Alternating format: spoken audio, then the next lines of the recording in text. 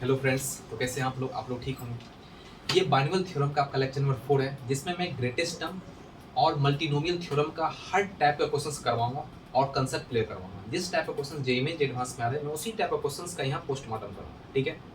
मैं अपने हर लेक्चर में बोलता हूँ कि जब तक आप अपने स्पीड और एक्यूरेसी पे काम नहीं करोगे, तब तक क्वेश्चंस बन भी रहे हैं उससे कोई फायदा नहीं है। ठीक है, क्योंकि वहाँ पर हमको टाइम लिमिट देखना है, इसलिए टाइम लिमिट देखते हुए क्वेश्चंस को प्रैक्टिस करो। और जिस टाइप का मैं यहाँ क्वेश्चंस को प्रैक्टिस करवा रहा हूँ, इसी टाइप के क्वेश्चंस को आपको प्रैक्टिस भी करना है।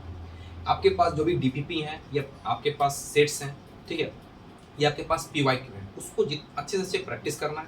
ठीक है, कितना टाइम में कितना क्वेश्चंस बन रहा है। ठीक है, और आपके पास जो भी मूक टेस्ट है वो मूक टेस्ट बिल्कुल देना है, क्योंकि मूक टेस्ट ही आपको बताता है कि आप कितने पानी में हो, कि आपका कैपेसिटी बढ़ा है या घटा है। ठीक है, मैं स्टार्ट कर रहा हूँ आपका। तो सबसे पहले मुझे पढ़ना है न्यूमेरिकली ग्रेटेस्ट टर्म। ठीक है, तो सबसे पहले मैं यहाँ पर लिख रहा हूँ कि x प्लस वाई का पावर यहाँ पर मैंने मान लिया n। ठीक है, तो सबसे पहले इसका मतलब मैं समझता हूँ न्यूमेरिकली ग्रेटेस्ट टर्म। तो सबसे पहले पहला वर्ड क्या है, पहला वर्ड क्या है, न्यूमेरिकली। तो न्यूमेरिकली का मतलब सबसे पहले होता है मैग्नीट्यूड। जो भी आप नंबर ले रहे हो, उसके मैग्नीट्यूड से उसको मतलब है, उसके साइन से बिल्कुल मतलब उसको नहीं है, इसलिए वो न्यूमेरिकली है। ठीक है, sine does not matter. Sine जो है उसमें कोई मैटर नहीं करेगा। जैसे मान लो -8 है और 2 ले लो। ठीक है, तो एक्चुअली में नंबर कौन बड़ा है, 2 बड़ा है। बिल्कुल, -8 तो छोटा है। ठीक है, 2 बड़ा है। लेकिन आपसे पूछ दिया जाए कि न्यूमेरिकली ग्रेटेस्ट कौन होगा, तो वो कौन बड़ा होगा, 8 बड़ा होगा, मतलब 8 बड़ा होगा। इसका मतलब ये मॉड इससे क्या होगा, बड़ा होगा। मॉड का मतलब ऑलवेज पॉजिटिव गिव क्वांटिटी। ठीक है, ये बड़ा होगा। इसलिए न्यूमेरिकली का मतलब क्या होता है, ओनली मैग्नीट्यूड वाले नंबर होते हैं। ठीक है, पहला सेंटेंस का मतलब। और दूसरा सेंटेंस लिखा है ग्रेटेस्ट टर्म। ठीक है, ग्रेटेस्ट टर्म।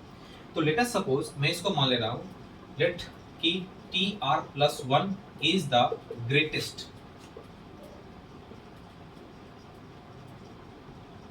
टर्म। ठीक है, इस ग्रेटेस्ट का मतलब क्या होता है, ग्रेटेस्ट का मतलब हो गया सबसे बड़ा टर्म्स के बारे में बात कर रहा हूँ। ठीक है, सबसे बड़े टर्म्स के बारे में बात कर रहा हूँ, तो वो ग्रेटेस्ट है। और ग्रेटेस्ट का मतलब ये भी है कि बाएं दाएं जो भी टर्म्स होंगे उसमें बड़ा होगा। जब इसको एक्सपेंड करूंगा, क्या लिखूंगा, first term, second term, third term, fourth term, five term. तो ये TR+1 आपका जनरली बड़ा है, तो वो आजू बाजू से भी तो बड़ा ही होगा, सीधी सी बात है। इसका मतलब ये हो गया कि इसमें जो टर्म्स आएंगे, इसके आगे टर्म्स क्या आएंगे, ये सोचो। TR+1 के आगे टर्म्स क्या आएंगे, TR+2 आएगा। और TR+1 के पीछे कौन से टर्म्स आएंगे, TR+1 आएगा। ठीक है, सॉरी, TR आएगा, TR आएगा। तो इसमें ये सबसे क्या होगा, बड़ा होगा। इसमें ये सबसे क्या होगा, बड़ा होगा। देखो अच्छे से, क्योंकि मैंने ये बोल दिया है ग्रेटेस्ट टर्म है, तो ये सबसे क्या होगा, उसमें बड़ा होगा। ठीक है, अब ऐसा भी हो सकता है कि वो इसके इक्वल भी हो। ठीक है, ऐसा भी हो सकता है वो इसके इक्वल भी हो। ठीक है, तो मैं बताऊंगा बाद में, पहले ये समझ लेना कि उसके इक्वल भी हो सकता है। ठीक है, तो इसमें मुझे 2 केस आए, एक केस ये आया, दूसरा केस मेरा क्या है, ये आया। तो मैं पहले फर्स्ट केस की बात करता हूँ, पहले मैं पूरी तरह से कंसेप्ट क्लियर करता हूँ। ठीक है, दूसरा क्वेश्चन। तो केस नंबर फर्स्ट की मैं बात करूंगा कि यहाँ पे क्या लिखा है, TR+1। ठीक है, तो मैं इसको लिख सकता हूँ, क्या लिख सकता हूँ, TR+1 greater than equal to by TR, बिल्कुल लिख सकता हूँ, और इक्वल टू 1 लिख सकता हूँ। देखो अच्छे से, मैंने इसको क्या किया, TR इधर किया, तो ये क्या आ जाएगा, 1 आ जाएगा, TR+1 बाय TR आ गया। ठीक है, आपको पहले से पता है TR+1 का मैं लिखूँ, क्या लिखूंगा, NCR के फॉर्म में। जनरल टर्म क्या लिख सकता हूँ, NCR, और क्या लिख सकता हूँ, x का पावर क्या लिख सकता हूँ, n-r, और y का पावर क्या लिख सकता हूँ, r लिख सकता हूँ। ठीक है, लेकिन मैंने यहाँ वर्ड यूज किया है, क्या वर्ड यूज किया है, ग्रेटेस्ट। तो ग्रेटेस्ट जब न्यूमेरिकली ग्रेटेस्ट, इसका मतलब मैं यहाँ पर मॉड लिख सकता हूँ। यहाँ पर क्या लिख सकता हूँ, मॉड। ये समझना है, क्योंकि मैंने वर्ड यूज किया है न्यूमेरिकली ग्रेटेस्ट। न्यूमेरिकली का मतलब क्या, ऑलवेज पॉजिटिव। हो सकता है साइन यहाँ पर निगेटिव हो, x+y की जगह y हो सकता है निगेटिव हो सकता है x निगेटिव हो सकता है x और y दोनों निगेटिव हो, ऐसा भी हो सकता है। ठीक है, इसलिए मैंने यहाँ पर मॉड यूज किया, बिकॉज न्यूमेरिकली यहाँ पर जाएगा। ठीक है, इसका मतलब यहाँ पर क्या लिखूंगा, यहाँ पे TR की जगह लिख सकते हो NCR-1, x का पावर n-r+1, ये आ गया, और y का पावर क्या आ जाएगा, r-1 का पूरा का मैं मॉड लिख सकता हूँ, ग्रेटर देन और इक्वल टू 1, ये आ गया। अब यहाँ पर क्या लिख लेगा, यहाँ पर लिख लेगा NCR, इसको लिख सकता हूँ NCR बाय NCR-1, और ये मुझे क्या आएगा, देखो यहाँ पर क्या दिख रहा है, बेस क्या दिख रहा है, और डिवीजन के फॉर्म में दिख रहा है। तो बेस डिवीजन के फॉर्म में हो, बेस सेम हो, तो पावर क्या होता है, घट जाता है। तो ये घटाएंगे, क्या आ जाएगा, यहाँ पे माइनस, क्या लिखेगा, माइनस, मतलब x का पावर -1 निकलेगा, ये तो कट जाएगा ये, और ये यहाँ पर क्या लिखेगा, y का पावर 1 निकले, y लिखेगा, और क्या होगा, ये हो गया। ये तो ऑलवेज पॉजिटिव ही होगा, तो मैं यहाँ पर लगा रहा हूँ, और ग्रेटर देन और इक्वल टू ये आ गया। अब देखो NCR और NCR-1 का मैंने फॉर्मूला लिखा चुका हूँ। ये क्या होता है, N minus R plus 1 by R होता है। तो मैं इसको डायरेक्ट यूज कर सकता हूँ, N minus R plus 1 by R, और क्या लिख सकता हूँ, mod of y by x और ग्रेटर देन और इक्वल टू 1, बिल्कुल लिख सकता हूँ। तो यहाँ पर ग्रेटेस्ट होने के लिए यहाँ डिपेंड क्या कर रहा है, डिपेंड किस पर डिपेंड करेगा, R पर भी डिपेंड करेगा। इसलिए मैं R का फॉर्मेट में तैयार कर रहा हूँ कि R के फॉर्मेट में N क्या हो सकता है, ठीक है, मतलब R क्या हो सकता है उसके बारे में पता कर रहा हूँ, ठीक है। क्यों, क्योंकि यहाँ पर तो मुझे TR पता चलेगा तब ना वो टर्म्स आपका ग्रेटेस्ट होगा। इसलिए मुझे R के बारे में सोचना है कि R कहाँ से कहाँ लाई कर सकता है, ठीक है, ग्रेटेस्ट होने के लिए, ठीक है। इसलिए मैं इसको क्या लिख सकता हूँ, N plus 1 by R with minus R by R, ये आ गया आपका, और इसको लिख सकता हूँ mod of y by x, और क्या 1 आ जाएगा, ये कट गया, N plus 1 by R with minus 1, और ये उधर चला जाएगा, कितना आ जाएगा, मॉड ऑफ x पूरे का बाय y, और ये उधर चला जाएगा, कितना आ जाएगा, N प्लस 1 बाय R, ये आ गया, greater than equal to mod of x by y plus 1, ये आ गया आपका। अब मैं R चाहिए, तो R चाहिए तो मैं लिख सकता हूँ, क्या लिखा हुआ है, N plus 1 by R greater than mod of x by y, और क्या हो जाएगा प्लस 1। तो मैं इधर R कर लेता हूँ, तो R क्या हो गया आपका, less than N plus 1 by 1 plus mod of x by y, ठीक है। तो ये आ गया आप R, यहाँ पर क्या आ गया, R का यहाँ पे वैल्यू आ गया, मतलब R का जो मैक्सिमम वैल्यू क्या हो सकता है, N plus 1 by 1 plus mod of x by क्या हो सकता है, y हो सकता है। देख लो अच्छे से, ये एक केस में है, किस केस में है, इस केस में है, ठीक है। इस केस में जो R लाई करेगा, R क्या हो जाएगा, लेस देन होगा N plus 1 by 1 plus mod of x by क्या हो जाएगा, y आ जाएगा। इसको याद रखना है कि, ठीक है, R का। अब इस केस में मैं देखता हूँ कि ये जो केस बना हुआ है सेकेंड केस, इस केस में R का वैल्यू क्या होता है, ठीक है। तो मैं इसको थोड़ा सा मिटा रहा हूँ, आपको समझना है, इंपॉर्टेंट कंसेप्ट क्लियर करना है सबसे इंपॉर्टेंट, ठीक है। तो मैं इसको सबसे पहले मिटा रहा हूँ, इसको देख लो और इसको दिमाग में रखना है, ये आ गया, ठीक है। इसको मिटा रहा हूँ,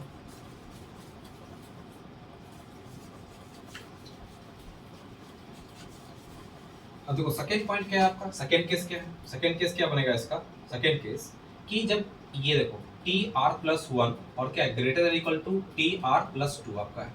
तो मैं इसको क्या लिखना हूँ, यहाँ पे देखना, यहाँ पे लिखना हूँ 1, इसको मैं TR प्लस 2 यहाँ लिखता हूँ, और बाय TR प्लस 1 लिख रहा हूँ, ठीक है। और इधर मैं क्या लिख सकता हूँ, इसको इधर लिखता हूँ TR plus 2 by TR plus 1 less than और इक्वल टू 1 लिख रहा हूँ। इसको मैं इस तरह रिप्रेजेंट कर रहा हूँ, ठीक है, TR plus 2 by TR plus 1।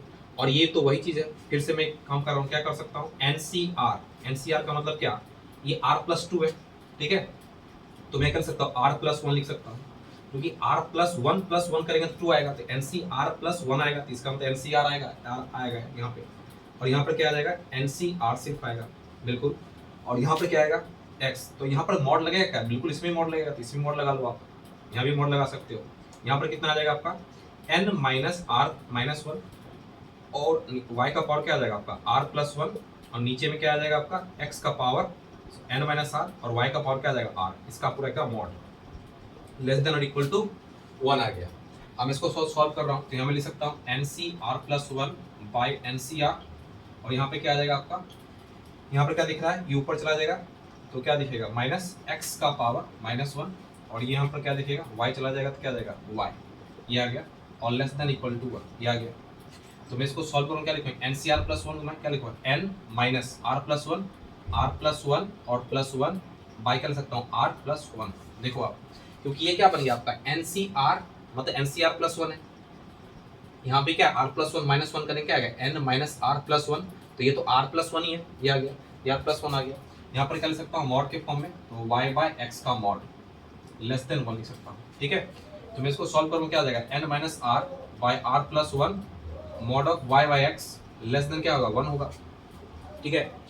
अब मैं इसको क्या करता हूँ, 1 दोनों में जोड़ लेता हूँ, मतलब यहाँ पे जोड़ लेता हूँ 1, और इसमें भी मैं माइनस करके 1 यहाँ पे जोड़ रहा हूँ, ठीक है। ये आ गया आपका R प्लस 1 और mod of y by x less then. ऐसा क्यों कर रहा हूँ, देखो यदि मैं प्लस 1 यहाँ पे जोड़ता हूँ तो प्लस यहाँ भी जोड़ रहा हूँ, लेकिन जो माइनस के साथ ब्रैकेट जब खुलेगा तब यहाँ पर माइनस आएगा, तो प्लस माइनस का जो है कैंसिल हो जाएगा, तो फिर यही बचेगा, ठीक है। इसलिए मैंने यहाँ जोड़ रहा हूँ, और क्यों जोड़ रहा हूँ, ताकि R प्लस 1 कट जाए, ये कट गया, ठीक है। तो इसको आपको याद रखना है, तो समझ लेना है। यहाँ पर क्या है आपका, यहाँ पर जो है आपका n+1/r+1 -1 और क्या आ गया आपका mod of y/x less than 1, ये आ गया आपका। इसको उधर कर दिया क्या आ जाएगा n+1/r+1 और ये क्या आ जाएगा mod ऑफ x/y+1, ये आ गया।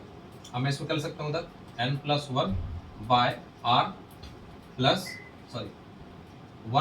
mod ऑफ x/y और लेस देन r+1 हो जाएगा। यहाँ पे r क्या आ जाएगा आपका n+1 ग्रेटर देन आ जाएगा और क्या आ जाएगा 1 mod ऑफ x/y और -1 आ जाएगा। ठीक है, ये इस तरह आएगा। मैं बार बार बता रहा हूँ, आप जेईई मेंस एडवांस की तैयारी कर रहे हो तो विथ पैसेंस के साथ करना है, ये नहीं कि तुक्का हमारा बन गया, पैसेंस के साथ चलना है। पैसेंस के साथ चलोगे तब समझ में आएगा। नहीं, आर का दो फॉर्मेट मैंने देखा, TR+1 और TR+1 TR+2। तो आर के दो वैल्यूज यहाँ पे लाई कर रहे हैं, क्या आ गया n+1/1 mod ऑफ x/y -1 आया, और दूसरा क्या आया लेस में आया n+1/1 mod ऑफ x/y। बस अंतर क्या है, माइनस प्लस, मतलब सिर्फ यहाँ माइनस लगा हुआ, वहाँ पर क्या है कुछ नहीं है। ठीक है, तो ये आप अच्छे से उसको देख लो, समझ लो आर कहाँ कहाँ से लाइक किया वो मैं लिख रहा हूँ। ठीक है, मेन चीज पॉइंट में लिख रहा हूँ, मेन पॉइंट क्या मैं लिख रहा हूँ। ठीक है, पहले कंसेप्ट लिख लेते हैं। ठीक है, मैं इसको मिटा रहा हूँ। ओके, तो यहाँ पर मुझे क्या आर मिला, यहाँ पर मुझे आर मिला कि आर का जो ये आर जो होता है वो क्या था less than n+1/1 mod of x/y, और एक आर क्या मिला R greater than n+1/1 mod of x/y। ठीक है, अब -1, यानी मुझे आर के दो वैल्यू मुझे मिले। इसका मतलब एक कह रहा है कि आर क्या होना चाहिए n+1/1 mod ऑफ x/y से छोटा होना चाहिए, एक बोल रहा है आर से बड़ा होना चाहिए। ठीक है, तो इसको मैं कुछ मान लेता हूँ, इस वाले पार्ट को चलो मान लेते हैं, लेट ए मान लेते हैं n+1/1 mod ऑफ x/y को ए मान लेते हैं। इसको मैं लिख सकता हूँ, क्या लिख सकता हूँ कि r जो होगा ये क्या होगा, इसमें क्या दिख रहा है r जो क्या दिखा मुझे बड़ा होगा, किससे बड़ा होगा n+1 mod ऑफ x से बड़ा होगा। इसका मतलब ये क्या आ गया आपका a r क्या होगा आपका a -1 और क्या हो गया आपका a हो गया। देख लो अच्छे से, मतलब r क्या होगा यहाँ पे n+1/1 mod ऑफ x, इस तरह मैं इसको लिख सकता हूँ, जो कि यहाँ पर a क्या है आपका n+1/1 mod ऑफ x क्या आ गया आपका ये आ गया। इसका मतलब एक r कहाँ से कहाँ तक लाइक किया a -1 a से लाइक किया। ठीक है, तो यहाँ पर क्या दिखना है मुझे n+1/1 mod ऑफ x/y के फॉर्मेट में हमको देखना है, जो आपका यहाँ पे n बता रहा है कि आखिर n क्या है यहाँ पे। ठीक है, अब ये देखो इसमें भी केस आते हैं, कुछ पॉइंट्स आते हैं, इसको पॉइंट्स को कंसिडर करना है। क्या कर पॉइंट्स आते हैं, पॉइंट्स आते हैं क्या है कि यदि आपका जो a है, मतलब जो मैंने a माना है वो बिलोंग्स टू आपका, मान लो क्या आ गया इंटीजर नहीं आया। ठीक है, मतलब जो आपने a निकाला फाइंड आउट किया वो आपका इंटीजर नहीं है। इंटीजर नहीं होने का मतलब क्या हो सकता है, फ्रैक्शन में हो सकता है, पॉइंट में हो सकता है। ठीक है, तो इसका मतलब क्या होगा, लेट अस सपोज जैसे एग्जांपल की बात करूं तो r का वैल्यू क्या हो सकता है वो देखना है। जैसे मान लो a = 3.4 आ रहा है। ठीक है, तो 3.4 करेंगे, यहाँ पर रखेंगे तो क्या आ जाएगा 3.4 -1 और क्या आ जाएगा r और क्या आ जाएगा 3.4 आ जाएगा। यहाँ क्या लिख सकता हूँ 2.4 लेस देन और इक्वल टू लेस देन 3.4। अब यहाँ पर देखो ये r क्या बोल रहा है, r बोल रहा है कि 2.4 से बड़ा होना चाहिए या इसको इक्वल हो सकता है। ये क्या बोल रहा है 3.4 से छोटा होना चाहिए, 3.4 के इक्वल होना चाहिए। लेकिन r क्या हो सकता है, r तो एक होल ही नंबर हो सकता है, होल नंबर, तो पता है होल नंबर होता है। तो इसका मतलब 2.4 से बड़ा और 3.4 से छोटा एक होल नंबर क्या हो सकता है 3 हो सकता है, 3 हो सकता है। सो r यहाँ पर क्या होना चाहिए ये 3 होगा, इसको दिमाग में रखना है। इसका मतलब इसका जो ग्रेटेस्ट टर्म होगा वो कौन सा होगा, इसका ग्रेटेस्ट टर्म क्या होगा t3+1 t4 is the greatest term. ठीक है, तो t4 क्या हो जाएगा इसका ग्रेटेस्ट टर्म होगा, सीधी सी बात है t4 क्या होगा इसका ग्रेटेस्ट टर्म। अब देखो पॉइंट नंबर 2, ये पॉइंट नंबर 1 हो गया, पॉइंट नंबर 2 की बात करते हैं। जैसे a बिलोंग्स टू आपका इंटीजर आ रहा है, ठीक है ना, a बिलोंग्स टू इंटीजर आ रहा है तो उसका ग्रेटेस्ट टर्म क्या हो सकता है वो देखो। जैसे a = मैं मान लेता हूँ 3 मान लेता हूँ। ठीक है, तो a = 3 मानूंगा तो r कहाँ से कहाँ लाइक करेगा, इसमें पुट करो 3 - 1 कितना हो जाएगा 2 लेस देन r और ग्रेटर देन r और लेस देन क्या हो जाएगा आपका 3 हो जाएगा। ठीक है, अब यहाँ बताओ r क्या हो सकता है 2 के इक्वल भी हो सकता है और 2 से यहाँ बड़ा हो सकता है, r क्या हो सकता है 3 के इक्वल हो सकता है और 3 से छोटा हो सकता है। इसका होल नंबर क्या हो सकता है लास्ट वाला टर्म 2 और 3 दोनों हो सकते हैं। ठीक है, क्योंकि उसके इक्वल है क्लोज ब्रैकेट में है, तो 2 और 3 दोनों होंगे, ठीक है ना, और इसको सेटिस्फाई भी कर रहा है आर को, क्यों, क्योंकि आर एक होल नंबर है, आर क्या है, एक होल नंबर है, इसलिए 2 और 3 दोनों ही नंबर होंगे, ठीक है। इसलिए इसका मतलब ये हुआ कि थर्ड टर्म मतलब t+1 मतलब 2+1 थर्ड टर्म और t4 term both are greatest, ठीक है ना, दोनों ही बोथ आर ग्रेटेस्ट होंगे, किसमें, न्यूमेरिकली में बोथ आर क्या होंगे, ग्रेटेस्ट होंगे। इस चीज को दिमाग रखना है, t3 भी ग्रेटेस्ट होगा और t4 भी क्या होगा, आपका ग्रेटेस्ट होगा, ठीक है। ओके, यहाँ पर ये पूरी तरह से आपका कंसेप्ट ग्रेटेस्ट टर्म का पूरी तरीके से मैं कंप्लीट किया, ठीक है। इसको मैं आगे बढ़ा रहा हूँ, इसको मैं मिटाता हूँ।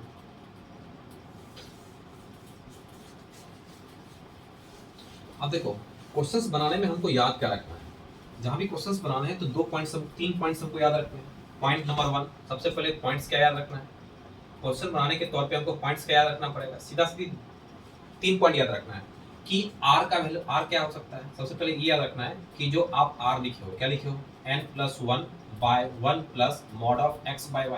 ठीक है, समझ आ रहा है, ये किसके फॉर्म में, x+y का पावर n है, तब यानी पॉजिटिविटी कुछ भी हो, यहाँ मॉड तो ऑलवेज पॉजिटिव ही कर देगा, ये याद रखना है, ठीक है। तो जो भी आपका आर आ रहा है, आर क्या आ रहा है, आर मान लो बिलोंग्स टू इंटीजर, यदि आ रहा है, सॉरी मान लो इंटीजर नहीं आ रहा है, ठीक है ना, इंटीजर नहीं आ रहा है, ठीक है, इंटीजर नहीं आ रहा है, और आर कहाँ से कहाँ लाई कर रहा है वो देखना है। एक आर लाई कर रहा है, आर माइनस, सॉरी क्या लिखे हैं, चलो ठीक है, ये आर आ गया ना, चलो इसको ए मान लेते हैं, a-1 लेस देन आर क्या हो जाएगा आपका, ए हो जाएगा, ठीक है। ये क्या आ रहा था आपका, ये आ रहा था लेस देन आ रहा था ये आपका, और दूसरा क्या आ रहा था आपका, आर ग्रेटर देन n+1/mod(1+x/y), ठीक है। बस इसको आपको याद रखना है, -1, ठीक है। तो यहाँ पर पॉइंट क्या है कि जो आपका ये आर जो है वो इंटीजर नहीं है, सीधी मतलब ए लिखते हैं ना, ए लिखते चलो, ए जो मान लिखे, ए आपका क्या इंटीजर नहीं है, तो इसके अंदर जो आर का फॉर्मेट आ रहा है, ठीक है ना, यदि 2.3 आ रहा है, 2.4 आ रहा है, 2.4 आ रहा है, 3.4 आ रहा है, कुछ भी आ रहा है, तो उसका क्या हो गया, 2 से बड़ा और 3 से छोटा, 2 से बड़ा और 3.4 से छोटा, वो क्या आ जाएगा, 3 आएगा, तो उसका आंसर होगा, ठीक है। ये पॉइंट आपको याद रखना है और ये पॉइंट याद रखना है, ठीक है। और यदि मान लो आपका क्या नाम है, ए बिलोंग्स टू इंटीजर आ रहा है, ठीक है ना, तो जो ये वैल्यू है a-1 और आर ए, ये दोनों ही वैल्यू कंसीडर कर दिए जाएंगे, ठीक है ना, ये भी कंसीडर होगा और ये भी कंसीडर होगा, ठीक है, जो मैंने भी बताया एग्जांपल में। बस इतना आपको याद रखना है, बस क्वेश्चन सॉर्ट आउट हो जाए, ठीक है। अब मैं क्वेश्चन ले रहा हूँ, उसके बाद प्रैक्टिस देखो कि कैसे सॉल्व होता है फास्टली। तो फर्स्ट क्वेश्चन मैं यहाँ ले रहा हूँ, सबसे पहले कि the greatest term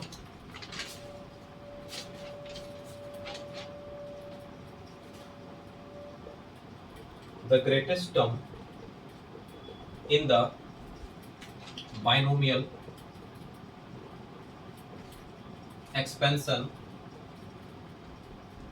1 plus x का पावर 10, ठीक है, when x is equal to 2/3, ठीक है, a 4th, b आपके हैं 5th ऑप्शन है, c ऑप्शन है 6th और d ऑप्शन है आपके 3rd, जो भी है।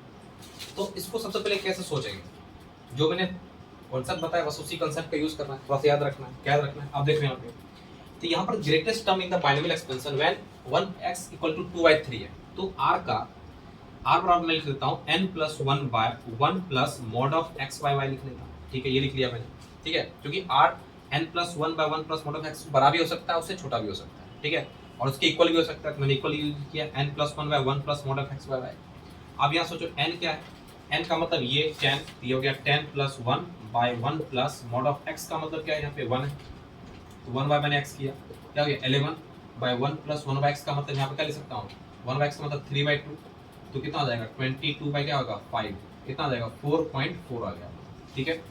अब ये 4.4 आ गया, तो ये मुझे क्या दिखा आपको, इंटीजर तो है ही नहीं, अब इंटीजर बिल्कुल नहीं है, इसका मतलब ये कहाँ से कहाँ तक लाई करेगा वो देख लो आप, ये कहाँ से कहाँ तक लाई करेगा, 4.4 में मैंने 1 घटाया था, याद है, इसमें लेस देन और इक्वल टू क्या आ जाएगा r, और लेस देन क्या आ जाएगा 4.4 होगा, इसका मतलब ये क्या आ जाएगा 3.4, लेस देन और equal to sorry r greater होगा और लेस देन 4.4 से छोटा होगा, इसका मतलब ये r कहाँ से कहाँ लाई किया, 3.4 से बड़ा होगा, 4.4 से छोटा इसके इक्वल हो सकता है, इसका मतलब इस r का होल नंबर क्या होगा, 4 ही तो हो सकता है, 4 हो सकता है बिल्कुल, 4.4 से छोटा 4 ही तो एक होल नंबर होगा, ठीक है। इसका मतलब इसका ग्रेटेस्ट कौन होगा, ग्रेटेस्ट टर्म क्या होगा, टी आर प्लस वन, इसका मतलब टी 4+1 इक्वल टू T5, तो T5 इसका क्या होगा, न्यूमेरिकली ग्रेटेस्ट होगा, so option B is correct. बस इतना ही सोचना है, ठीक है। यदि इंटीजर नहीं है तो एक नंबर इसमें घटाओ और यहाँ पर सीधा रखना है, और आर का रेंज देख लो, और आर हमको होल देखना है, होल नंबर देखना है बस, और +1 कर देना है, टर्म्स आ जाएगा, ठीक है। फर्स्ट क्वेश्चन आपका हो गया। सेकंड क्वेश्चन में देख रहा हूँ, ओके इसको मिटाते हैं। मैं सेकंड क्वेश्चन में क्या लिख सकता हूँ, सेकंड 2 कि numerically greatest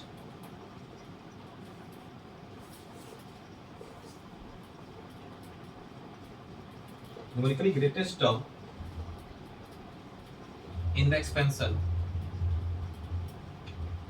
expansion of 3 minus 5x का whole power 15 when x is equal to 1/5 is, option इसके क्या है, ऑप्शन है इसके 15c3 इंटू 3 का पावर 10, ऑप्शन बी है इसके 15c3 इंटू 3 का पावर 11, ऑप्शन सी ऑप्शन है इसके 15c12 इंटू 3 का पावर 12, ऑप्शन डी है इसके 11 और 3 का पावर 6, ठीक है, ये ऑप्शन है।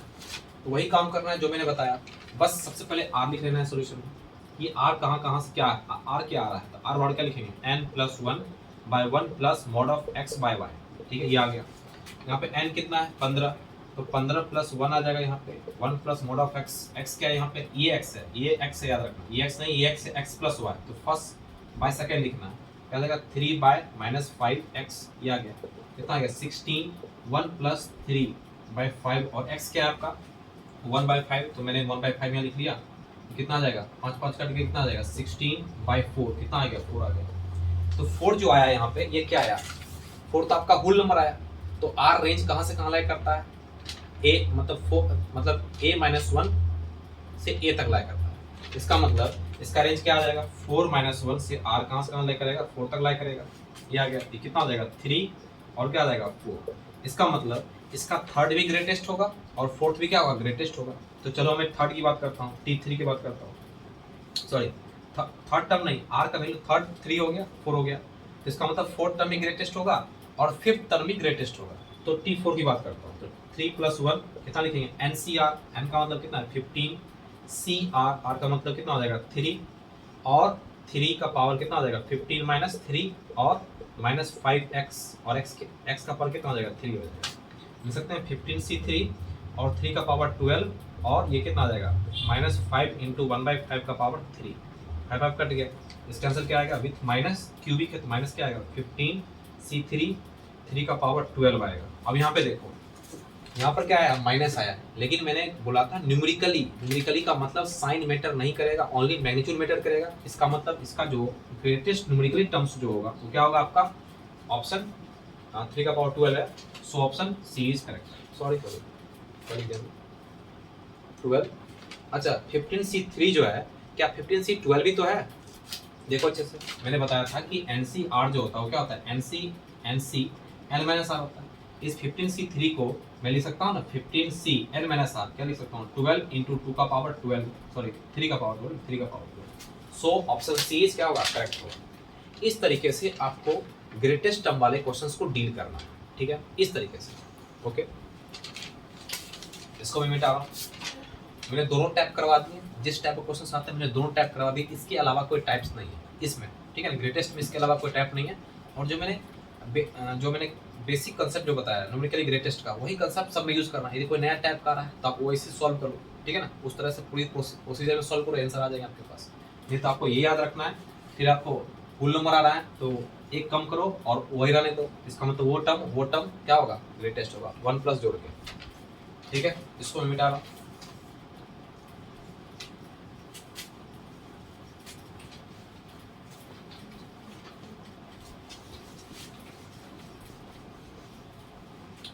अब यहाँ पर मैं देखता हूँ मल्टीनोमियल, ठीक है, मल्टीनोमियल थ्योरम। ठीक है, तो सबसे पहले मल्टीनोमियल थ्योरम के बारे में हम कैसे क्या जानते हैं। सबसे पहले हम इसके पढ़ने से पहले सबसे पहले मैं बाइनोमियल के बारे में थोड़ा सा बात करूंगा, ठीक है, तब मल्टीनोमियल के बारे में थोड़ा सा बात करेंगे। तो सबसे पहले बाइनोमियल मैंने क्या पढ़ा था कि x प्लस वाई का पावर मान लो आपका n है, ठीक है, तो मैं इसको क्या लिखा था, n summation of r equal to 0 NCR और x का power n minus r y का पावर r, जो कि समेशन के फॉर्म में बाइनोमियल का एक्सपेंशन याद है। r का वैल्यू मैं 0 रखूंगा तो फर्स्ट टर्म निकलेगा, r का वैल्यू मैं 1 रखूंगा तो सेकंड टर्म निकलेगा, और r का वैल्यू 3 रखूंगा तो थर्ड टर्म निकलेगा, और समेशन का मतलब सबको जोड़ता चलूंगा तो पूरा टर्म्स मुझे पता चल जाएगा। ठीक है, तो अब सोचो यहाँ पे, तो मैं इसको क्या लिख सकता हूँ, n sigma r equal to 0, मैं लिख सकता हूँ n NCR को मैं खोल रहा हूँ तो इसको n factorial by n minus r का फैक्टोरियल, और यह लिखूंगा r फैक्टोरियल x का पावर n माइनस r और y का पावर r, ऐसा लिख सकता हूँ, देखो अच्छे से। ठीक है, y n माइनस r का फैक्टोरियल, NCR को मैंने खोला तो n factorial n minus r का फैक्टोरियल r फैक्टोरियल x का पावर n माइनस r और y का पावर क्या है, r है। यहाँ पर कुछ इंटरेस्टिंग चीज देखना है, क्या देखना है वो देखो।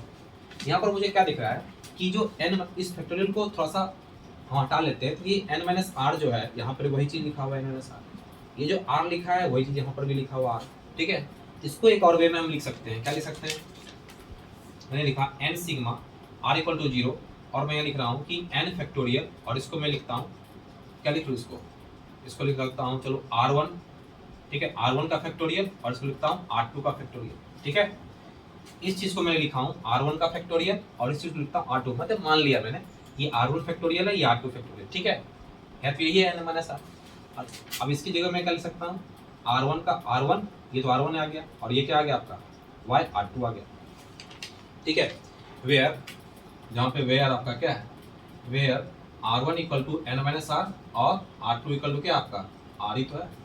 ठीक है, लेकिन जब मैं r1 प्लस r2 को जोड़ता हूँ क्या आता है, r1 प्लस r2 जोड़ता हूँ तो ये n आता है। ठीक है, ये आ रहा है क्या, r1 प्लस r2 को मैं जोड़ूंगा तो क्या आएगा, n आएगा। आप ऐसे भी देखो, जब आप इसको एक्सपेंड करते हो, x प्लस वाई का पावर n को आप एक्सपेंड करते हो तो x और y का जब पावर को जोड़ोगे तो क्या आएगा, n के इक्वल आएगा, पक्की बात है, आएगा नहीं आएगा। जैसे a प्लस बी का होल स्क्वायर है, a square plus 2ab plus B square.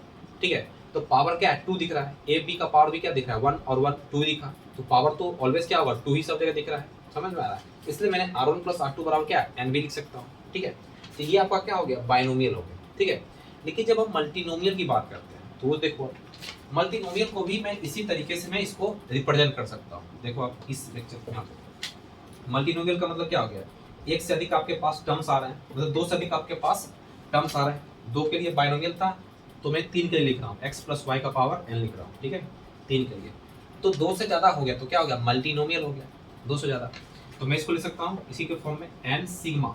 ठीक है, अब ये सोचो n सिग्मा, अब यहाँ पर मैं क्या लिख सकता हूँ, n फैक्टोरियल, ये तो आपका n है।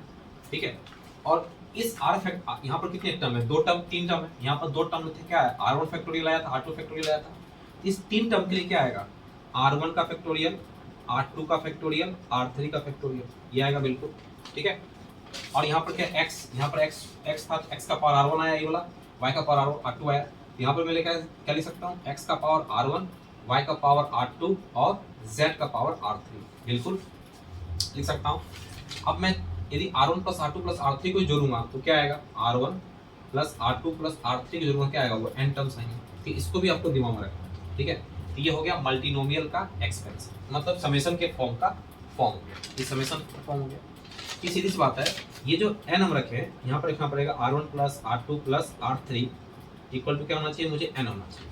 ठीक है, ये होना चाहिए, ये आपका हो गया मल्टीनोमियल का फॉर्म हो गया। ठीक है, आगे समझ, और हमेशा याद रखना है कि r1 plus r2 plus r3 क्या होता है, ऑलवेज n होता है, पक्की बात, ये दिमाग में रखना। ये हो गया आपका मल्टीनोमियल। तो इसका मतलब मैं इसको ऐसे लिख सकता हूँ, क्या लिख सकता हूँ, यदि आपके पास बहुत सारे टर्म्स हैं, टर्म्स का मतलब क्या है, x1 plus x2 plus x3 and dot dot dot plus xn आ गया आपके पास, मान लो। ठीक है, का पावर आपका n।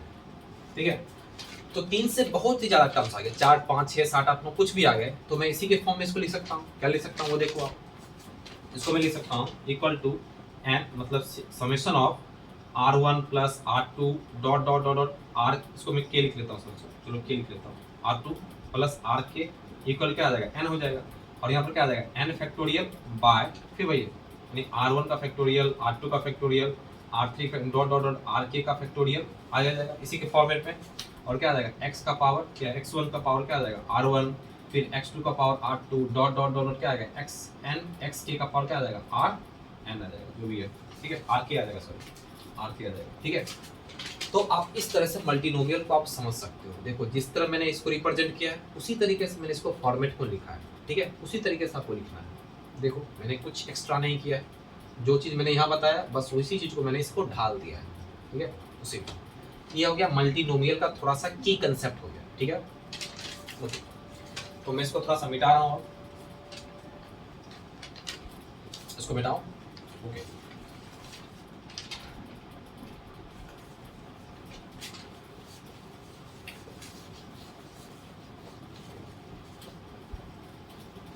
जैसे मैंने यहाँ बताया कि क्या बताया कि जैसे x plus Y plus Z का पावर आपका n, ठीक है, इसको मैं फैक्टोरियल किस तरह लिख सकता था, लिख सकता था sigma R1 plus R2 plus R3 का इक्वल टू n, और यहाँ पर क्या है n फैक्टोरियल बाय R1 का फैक्टोरियल, ठीक है, R2 का फैक्टोरियल, R3 का फैक्टोरियल, x का पावर R1, y का पावर R2 और z का पावर क्या हो जाएगा R3 हो जाएगा, ठीक है। इस तरीके से आप इसको क्या कर सकते थे, डिनोट कर सकते थे। यदि n k टाइम्स तक है k टाइम्स तरह आप लिख सकते हैं। अब यहाँ पर हमको जानना है कि इसमें टोटल नंबर ऑफ टर्म्स कितने हो सकते हैं, नंबर ऑफ टर्म्स, ठीक है, ये भी इंपॉर्टेंट है, ये भी इंपॉर्टेंट है।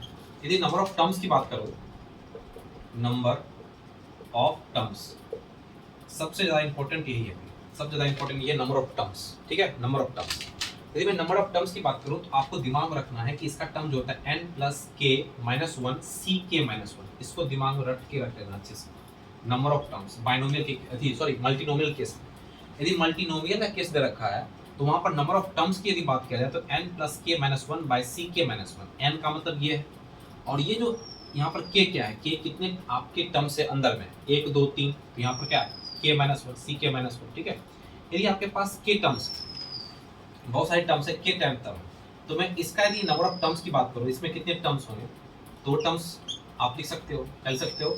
नंबर ऑफ टर्म्स की बात करो, नंबर ऑफ टर्म्स ये सभी के लिए, ये सभी के लिए, ये सभी के लिए टर्म्स है, ठीक है, ये सभी के लिए, मतलब क्या हो गया, सभी के लिए का मतलब क्या है, आपके पास x1 x2 x3 dot dot dot dot xn xk तक है, यहाँ पर क्या आ जाएगा n k माइनस वन, मतलब जनरली इसको लिखा जाए, यदि इसको लिखा जाए तो x1 plus x2 plus x3 dot dot dot xk का पावर यदि n है, ठीक है, तो नंबर ऑफ टर्म्स क्या लिख सकते हैं, ये आप लिख सकते हैं, ठीक है, ये आप लिख सकते हैं। तो नंबर ऑफ टर्म्स जो होगा फॉर मल्टीनोमियल के लिए क्या लिख सकते हैं, n प्लस के minus one C K minus one, ठीक है, सी के माइनस वन, यह के टाइम तक था तो के टाइम लिखा मैंने।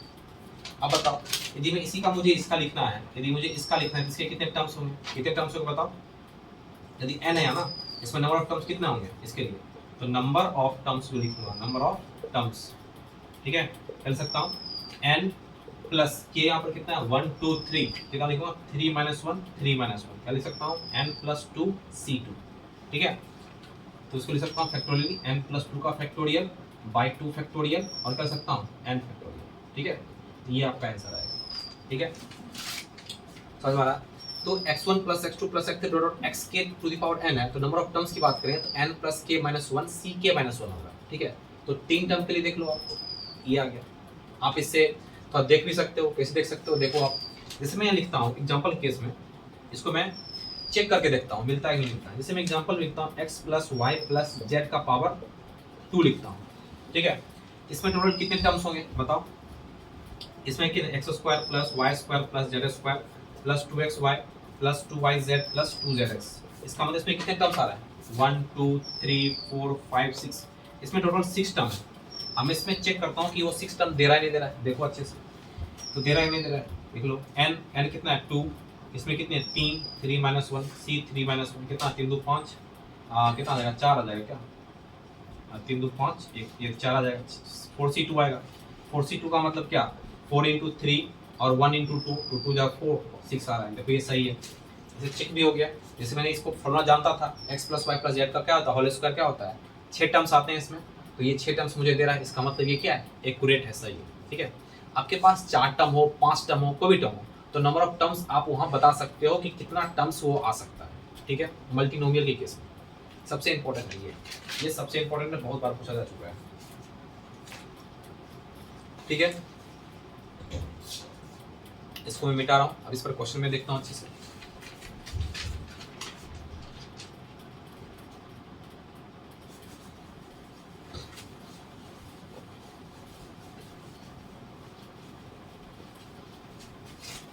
तो फर्स्ट क्वेश्चन मैं इस पे ले रहा हूं सबसे पहले, जो भी है इसका हम चलो थर्ड लेता हूं कि in the expansion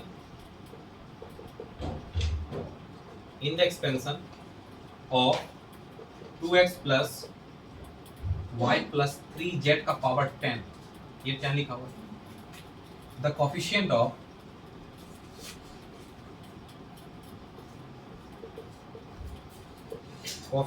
of x square y का पावर 5 z का पावर 3 इज, ऑप्शन इसके क्या है, 10 factorial by 2 factorial 3 factorial 5 factorial. Option b है इसके 10 factorial by 2 factorial 3 factorial 5 factorial into 2 का स्क्वायर 3 का पावर 3। ऑप्शन सी है इसके 10 factorial by 2 factorial 3 factorial 5 factorial into 2 का पावर 3 2 का स्क्वायर। ठीक है, 3 ऑप्शन ही लगेंगे। तो ये क्या दिख रहा है आपको, मल्टीनोमियल का क्वेश्चन दिख रहा है, पक्का 3 टर्म दिख रहा है, 2 टर्म्स तो है नहीं बाइनोमियल का, मतलब 2 टर्म्स होना चाहिए प्लस माइनस के फॉर्म में, तब बाइनोमियल बोलोगे आप, लेकिन 3 टर्म है, 2 टर्म से ज़्यादा, इसका मतलब क्या, मल्टीनोमियल है। तो मल्टीनोमियल का कंसेप्ट मैं यहाँ यूज़ करूँ। ठीक है, अब देखो कैसे यूज़ करता हूँ, तो मैं कर सकता हूँ 2x plus 3y plus 3z का पावर क्या यहाँ पे 10। ठीक है, अब मैं लिखा मैंने समेशन ऑफ, चलो यहाँ पे n फैक्टोरियल, या क्या n फैक्टोरियल का मतलब यहाँ पे 10 है, तो मैं लिख सकता हूँ 10, तो मैं डायरेक्ट अब यूज कर रहा हूँ 10 फैक्टोरियल। ठीक है, ये आ गया आपका, तो यहाँ पर क्या लिख सकता हूँ, बाय r1 वही है n माइनस आर, मैं लिखता हूँ r1। ठीक है, चलो a b c लिख सकता हूँ सबसे अच्छा, a factorial b factorial c factorial. ठीक है, समझ में आ रहा है। और यहाँ पर क्या आएगा 2x का पावर a, फॉर्मूला मैंने जो बताया, अब क्या लिख सकता हूँ 2x का पावर 3y का पावर b आ गया आपका, और 3z का पावर c आ गया। देखो, और यहाँ पे एक चीज दिमाग में रखना है कि a प्लस बी प्लस सी क्या है आपका n की इक्वल है, वो n क्या है 10 है, ये तो पता ही आपको। ठीक है, a प्लस बी प्लस सी आपका क्या है 10 है, ये तो पता है। अब मुझे कोफिशिएंट चाहिए, किसका, मुझे इसका कोफिशिएंट चाहिए, ये वाला पार्ट। तो यहाँ मैं लिख सकता हूँ, कर सकता हूँ summation of a plus B plus C का इक्वल टू 10, तो मुझे ये चाहिए, ये वाला पार्ट चाहिए। तो 10 factorial a factorial b factorial c factorial 2 का पावर a 3 का पावर b एंड सॉरी ये 3y कहाँ है, ये y है ना सिर्फ, यहाँ पे y, यस ये y है, ये आपका y। ठीक है, तो यहाँ पर क्या आ जाएगा आपका y का पावर b, और क्या आ जाएगा 3 का पावर, सॉरी यहाँ मैं लिखता हूँ सबसे अच्छा 3 का पावर c लिखता हूँ। ठीक है, इसका मतलब क्या आ जाएगा x का पावर a, y का पावर b और z का पावर क्या आ जाएगा c आ जाएगा, सीधी सी बात। और दिमाग में एक चीज़ रखना है, क्या रखना है कि ये ABC आपका यहाँ पे इसके साथ कंपेरिजन में करूंगा, तो ये भी देखना है 5 3 8 2 10 ये 10 आ रहा है, नहीं आ रहा है। यदि 10 नहीं आ रहा है, इसका मतलब उसका कोफिशिएंट वो नहीं है, उसका कोफिशिएंट नहीं मतलब वहाँ 0 हो सकता है। ठीक है, डिपेंड अपॉन सिचुएशन। ये देखना है कि 5 3 8 2 10 पूरा ही नहीं पूरा है, 10 पूरा ही नहीं पूरा, ये चीज़। ठीक है, 10 यदि नहीं पूरा तो उसका कोफिशिएंट नहीं हो सकता है, समझ में आ रहा है।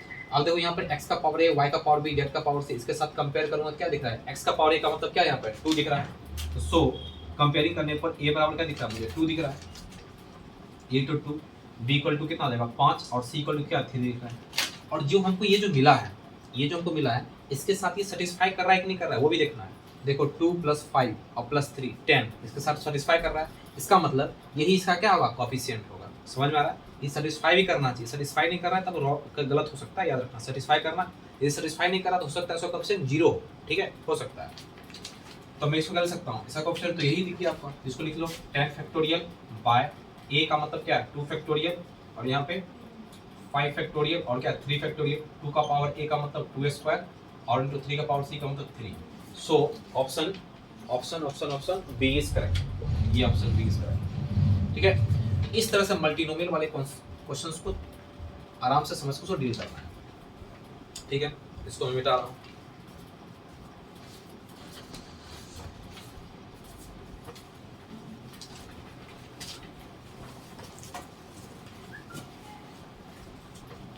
अब देखो नेक्स्ट क्वेश्चन इसी में देखते हैं, मल्टीनोमियल के सही क्वेश्चन का। The coefficient of a cube b का पावर 4 c का power 5 in the expansion of bc plus ac plus ab का पावर 6, ठीक है, इज, ये बहुत ही अच्छा क्वेश्चन। ऑप्शन है इसके 12 factorial by 3 factorial 4 factorial 5 factorial. Option B is 6 factorial by 3 factorial. Option C is 33। Option d is 3 by 6 factorial by 3 factorial into 3 factorial, ये आपका, ठीक है। तो ये भी क्या है, किसका क्वेश्चन है, मल्टीनोमियल का, क्योंकि 3 टर्म्स दिख रहे हैं। तो बस वही कंसेप्ट यूज कर लो आप। क्या यूज करोगे, BC plus AC plus AB का पावर क्या है 6, ये आ गया। तो मैं क्या लिखूंगा, समेशन ऑफ n फैक्टोरियल यानी 6 फैक्टोरियल आ गया बाय, यहाँ पर तो AB नहीं लिख सकता हूँ, AB तो पहले से है, तो मैं लिख सकता हूँ R1 का फैक्टोरियल, R2 का फैक्टोरियल और R3 का फैक्टोरियल, ठीक है। और ये कहते हुए कि R1 plus R2 plus R3 क्या होना चाहिए, 6 होना चाहिए। ये दिमाग रखना है कि R1 plus R2 plus R3 क्या होना चाहिए, 6 होना चाहिए। बोले बता दिए क्यों होना चाहिए, वाई। अब मैं क्या लिख सकता हूँ, BC, ये BC का पावर मैं क्या लिख सकता हूँ R1, ये आ गया। और क्या लिख सकता हूँ AC का पावर मैं क्या लिख सकता हूँ R2, और क्या लिख सकता हूँ AB का पावर क्या लिख सकता हूँ R3, ठीक है। तो इसमें ये जो टर्म्स हैं, इस टर्म्स में A 2 बार दिख रहा है, BB भी 2 बार दिख रहा है, CC भी 2 बार दिख रहा है, तो हो सकते हैं वो पावर में जुड़ जाए, पावर जुड़ जाए। तो थोड़ा सा और लिखूंगा, तो उस पर क्या लिख सकता हूँ, summation of R1 plus R2 plus R3 equal to 6, तो 6 का फैक्टोरियल बाय R1 का फैक्टोरियल, R2 का फैक्टोरियल, R3 का फैक्टोरियल। अब बताओ, मैं A के साथ कर रहा हूँ, A के साथ R2 है तो ये R2 आ गया, और यहाँ पर भी A का पावर R3 प्लस R3 भी तो होगा, बिल्कुल बेस से में तो पावर क्या जुड़ेगा। अब B का पावर क्या दिख रहा है मुझे, R1, और B के पावर R3 भी दिख रहा है मुझे, ये R3 आ गया। और C में क्या दिख रहा है मुझे, R1 और प्लस R2 दिख रहा है, यह है R1 प्लस R2, ये आ गया, ठीक है। अब ये किसके इक्वल होगा, इसका पावर, यहाँ देखो ये क्या दिख रहा है, 4 3 7 7 5 12 दिख रहा है, ये 12 दिख रहा है, 5 4 9 3 12, इसमें कुछ गड़बड़ आएगा। अच्छा एक बार चेक कर लेते हैं, नहीं, ये तो दिख रहा है ना, ये R2 प्लस R3 दिख रहा है ना, ABC के बारे में, तो ये ABC नहीं है, ये ABC नहीं है, मतलब अच्छा ABC पता है, ठीक है। तो ये R2 प्लस R3 किसकी इक्वल है, 3 के इक्वल लिख सकता हूँ। तो कंपेयर करने पर R2 प्लस R3 क्या दिख रहा है मुझे, ये R1 plus R2 plus R3 हमको 6 दिखना है, ये तो R2 प्लस R3 क्या है 3 है, ये 3 ले लिया मैंने। फिर क्या दिखा मुझे, R1 प्लस R3 को क्या दिखा मुझे, R1 प्लस R3 है ना, यस 4। फिर इसके बाद क्या है, R1 प्लस R2 है, R1 प्लस R2 इसको क्या दिख रहा है मुझे, इसका C का ना, R1 और R2, यस कितना दिख रहा है मुझे, 5 दिख रहा है। और एक इक्वेशन और दिख रहा है, ये पूरा इक्वेशन क्या दिख रहा है, R1 plus R2 plus R3 को क्या दिख रहा है मुझे 6, ठीक है, ये आ गया। अभी बताओ, ये मुझे R2 प्लस R3 बराबर 3 है, तो मैं इसमें पुट करूंगा, R1 क्या निकलेगा बताओ, R2 प्लस R3 यहाँ पुट करूंगा, तो यह 3 और 6 कितना आ जाएगा, 3 आ जाएगा वाला। फिर R1 प्लस R3 इसमें फिर से पुट करूंगा, तो R2 निकलेगा, तो R2 कितना आ जाएगा बताओ, ये तो 4 है, तो कितना आ जाएगा 2 आ जाएगा, 6 में 4 गया तो ये आ गया। फिर R3 बताओ, इस R1 प्लस R2 में मुझे R3 क्या निकलेगा, 5 में 6 में 5 कितना हो जाएगा 1, ये आ गया, ये आ गया। अब मैं डायरेक्ट में क्या कोफिशिएंट चाहिए, तो मैं यहाँ पुट कर लेता हूँ, क्या दिखेगा मुझे 6 फैक्टोरियल बाय R1 क्या है आपका, R1 क्या है 3 फैक्टोरियल, R2 क्या है आपका 2 फैक्टोरियल, R3 क्या है 1 फैक्टोरियल, ये आ गया। अब मैं यहाँ पे लिखूंगा ABC का पावर क्या आ जाएगा, यही दिखेगा, ये इसका मतलब क्या है, इसका कोफिशिएंट हो गया, देखो। अब ऑप्शन मिल रहा है क्या, ऑप्शन नहीं मिल रहा, लेकिन ये कुछ खास ऑप्शन मुझे दिख रहा है, लेकिन यहाँ पर नीचे में 3 है, देखो यहाँ 3, तो ये 3 कैसे आएगा, तो मैं दोनों तरफ क्या किया, ऊपर नीचे 3 से मल्टीप्लाई कर लिया, ठीक है। तो 3 से मल्टीप्लाई करने के बाद ये 2 फैक्टोरियल 3 है, ये कितना बन गया आपका 3 6 फैक्टोरियल, और यहाँ पर 3 फैक्टोरियल, और क्या बन गया ये 3 फैक्टोरियल, देखो अच्छे से 3 फैक्टोरियल ही तो होता है ना, 3 इंटू 2 फैक्टोरियल, ये क्या बन गया 3 फैक्टोरियल बन गया। So option d is correct, ठीक है। इस तरीके से आपको सोचना है मल्टीनोमियल वाले केस में, ठीक है। इसी टाइप के जेएमएस में छोटे छोटे क्वेश्चन आएंगे, और वेबजी में भी आ चुके हैं, जादवपुर यूनिवर्सिटी में क्वेश्चन इस टाइप पे आ चुके हैं, ठीक है। ओके, मैं इसको मिटा रहा, देख लो अच्छे से समझ लो, ये सब इंपॉर्टेंट पॉइंट्स है पूरा। 1 2 3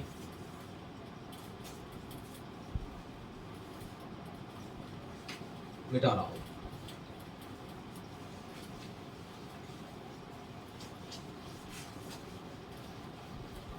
ठीक है, अब मैं इसी पर नेक्स्ट क्वेश्चन ले रहा हूँ, थोड़ा सा एक अच्छा क्वेश्चन ले रहा हूँ नंबर ऑफ टर्म्स के बारे में।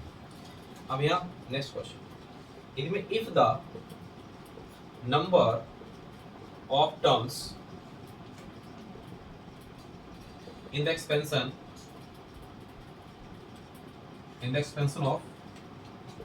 of 1 minus 2 by x plus 4 by x square to the power n whole power n is 28,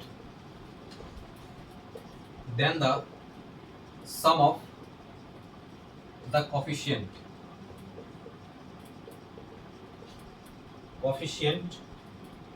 for all the terms of all the terms, ठीक है, ये लिख रखा है इसमें। तो ऑप्शन है इसके a equal to 6, option B is 2187, option C is 243, option d is 729। ये आ गया, एक बार चेक कर लो अच्छे।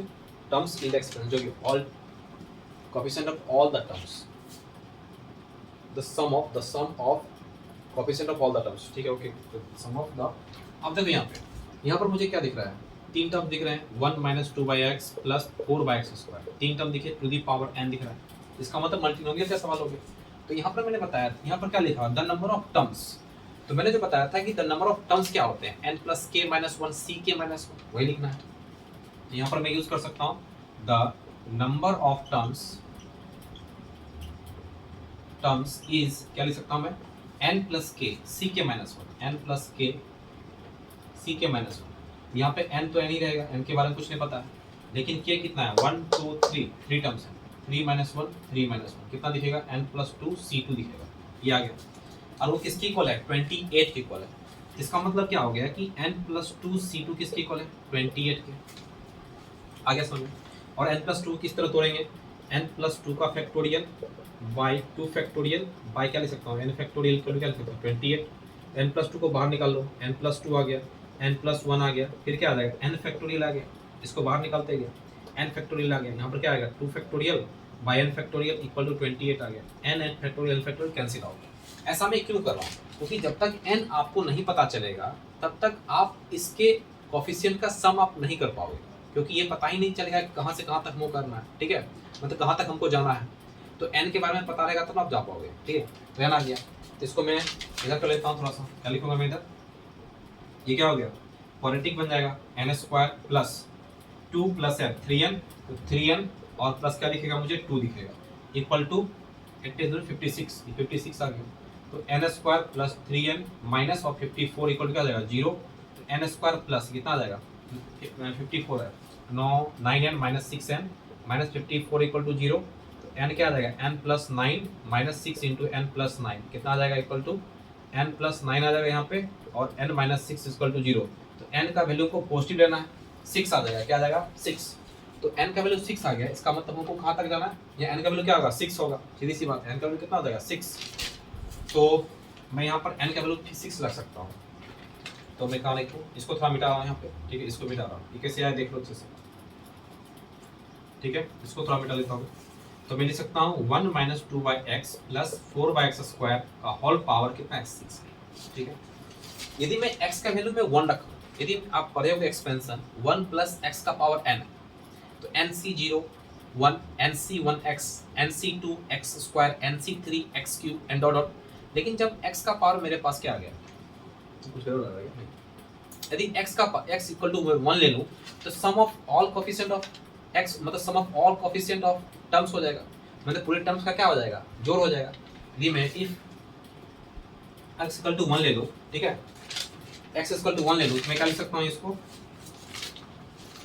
1 माइनस 2 प्लस 4 का पावर क्या आ जाएगा, 6, क्या लिखूंगा इधर 4, ये ना, एंड 3 का पावर 6 आ जाएगा। 3 पावर 6 क्या होता है बताओ, 3 3 जा 9, यानी 3 into 3 into 3 into 3 into 3 into 3, 1 2 3 4 5 6, 3 3 जा 9, 9 3 जा 27, 27 3 जा 30, 81, 81 3 जा 243, 243 जा 729। So option d is correct, ठीक है। इस तरीके से इस टाइप का क्वेश्चन सोचना, ये बहुत इंपॉर्टेंट है। यहाँ पर आपको ये समझना था कि नंबर ऑफ टर्म्स क्या होगा, इस चीज़ में, और ये आपको लिखना है नंबर ऑफ टर्म्स के बारे में, ठीक है। ओके, मैं इसको मिटा रहा हूँ।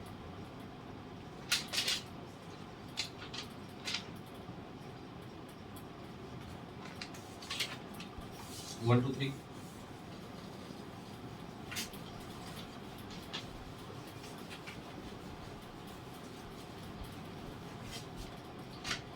अभी क्वेश्चंस मैं और देखता हूँ, थोड़ा सा अच्छा क्वेश्चन लेते हैं कि the sum of rational number, multinomial में यदि हम सम ऑफ रेशनल नंबर के बारे में बात करेंगे तब क्या हम बोल सकते हैं, what can I explain, the sum of rational terms in the cubic root of, sorry cubic root है क्या, नहीं, root 3 plus cubic root of 2 और plus 4 power of 5 to the power 8 is equal to, ठीक है। इसमें मैं क्या सोच सकता हूँ, तो ये आपका 3 टर्म्स यहाँ पर दिख रहा है, तो 3 टर्म दिख रहा है, इसका मतलब ये मल्टीनोमियल है। और यहाँ पर मुझे पूछा जा रहा है रेशनल नंबर, रेशनल टर्म्स मुझे पूछा रहा है, इसका मतलब रूट वाले टर्म्स मुझे नहीं लेना है। जब इस चीज़ को आप एक्सपेंड करोगे तो बहुत सारे ऐसे टर्म्स होंगे जो रूट में आ रहे होंगे, लेकिन मुझे वो टर्म्स नहीं लेना है। तो इसमें ऑप्शन क्या क्या वो देख लो, उसका सम कर, इसका ऑप्शन है आपका 3150, option B is 336, option C is 3486 and option d is 3592, ठीक है। तो सबसे पहले मुझे क्या देखना है, ये दिख रहा है कि मुझे मल्टीनोमियल है, तो मल्टीनोमियल का कंसेप्ट यूज करो। क्या कंसेप्ट में देख सकता हूँ इसको, ये देख सकता हूँ रूट 3 और plus cubic root of 2 plus 4 power 5 का पावर 8, ये आ गया। तो मैं इसको लिख सकता हूँ क्या, 8 फैक्टोरियल, ये आ गया, ठीक है, 8 फैक्टोरियल। तो यहाँ पर लिख लेता हूँ, चलो a plus B plus c equal to 8 लिख रहा हूँ, बाय a का फैक्टोरियल, b का फैक्टोरियल, c का फैक्टोरियल, ये आ गया। अब रूट 3 है, इसका रूट 3 का मतलब लिख सकता हूँ 3 का पावर a/2 पक्का, क्यूबिक रूट ऑफ 2 है, इसका मतलब लिख सकता हूँ 2 का पावर b/3, इसको लिख सकता हूँ b/3, और 4 यहाँ लिखा है, इसका मतलब क्या लिख सकता हूँ 5 b का पावर c का पावर क्या लिख सकता हूँ 4 लिख सकता हूँ, ये आ गया, ठीक है। इसका मतलब ये है कि a b c का वैल्यू मुझे उस तरह से रखना है कि ये रूट में ना आए, ये रूट में ना ही आए, मतलब टर्म्स जो है रूट में ना आए, ठीक है। तो यहाँ पर हमको देखना पड़ेगा, क्या क्या देखना पड़ेगा, और ये भी देखना पड़ेगा कि जो आप ए बी सी आप रख रहे हो वो ये भी सेटिस्फाई करना पड़ेगा कि a प्लस बी प्लस सी आपका 8 होता है, उससे ज़्यादा नहीं होना चाहिए। तो तीनों को जोड़ने के बाद 8 ही होना चाहिए, 8 से ज़्यादा नहीं होना चाहिए। यदि 8 से ज़्यादा हो गया तो दिक्कत हो जाएगा, ठीक है, ये नहीं टूटना चाहिए। एबीसी का वैल्यू मुझे इस तरह सेट करना है कि वो एबीसी रखने पर वो आपके रियल वैल्यू मतलब रेशनल वैल्यू दे रहे हैं, इरेशनल वैल्यू नहीं दे रहे हैं। और ये भी देखना है कि a प्लस बी प्लस सी आपके 8 हो रहे हैं, ये भी देखना है, ये भी आप देखो यहाँ पे। अब सोचो यहाँ पे कि यहाँ पर क्या है, a/2 है, b/3, c/4 है। यदि मैं सोचूं कि यदि मैं a का वैल्यू मैं लिख लेता हूँ 0 रख लूँ, ठीक है, a का वैल्यू मैं 0 रख सकता हूँ बिल्कुल, और यदि मैं b का वैल्यू मैं 0 रख लूँ तो c का वैल्यू में डायरेक्ट क्या रखना पड़ेगा, मुझे 8 रखना पड़ेगा, ठीक है। सोचो देखो यहाँ, यदि मैंने a का वैल्यू मैंने 0 रख लिया, b का वैल्यू मैंने 0 रख लिया और c का वैल्यू मैंने 8 लिखा, इस चीज़ को भी सेटिस्फाई कर गया। देखो 0 + 0 + 8 LHS सारे जैसे बोलोगे, और इस चीज़ को सेटिस्फाई कर गया कि ये 3 का पावर 0 बन गया, 2 का पावर 0 बन गया, और 5 का पावर क्या बन गया आपका 8/4, 4 टू 8 कट गया। इसका मतलब ये रेशनल नंबर भी तो आ गया, ठीक है, क्योंकि 8 क्या है, 4 से डिविजिबल है, पक्की बात है। तो ये पहला कंडीशन। और क्या क्या हो सकते हैं आपको देखना पड़ेगा, और क्या क्या हो सकते हैं, ठीक है, और क्या क्या हो सकते हैं। यदि मैं a का वैल्यू मैं 0 रख लूँ, सोचो यदि a का वैल्यू मैं 0 रख लूँ और b का वैल्यू मैं क्या रखता हूँ यहाँ पे 6 रख सकता हूँ क्या, चलो यदि मैं 6 रखूँ, सोचो यदि मैं a का वैल्यू 0 रखूँ और b का वैल्यू मैं 6 रखूँ, कितना दिखेगा मुझे, यदि मैं 6 रखूँ 6 रख सकता हूँ क्या, एक बार चेक करो।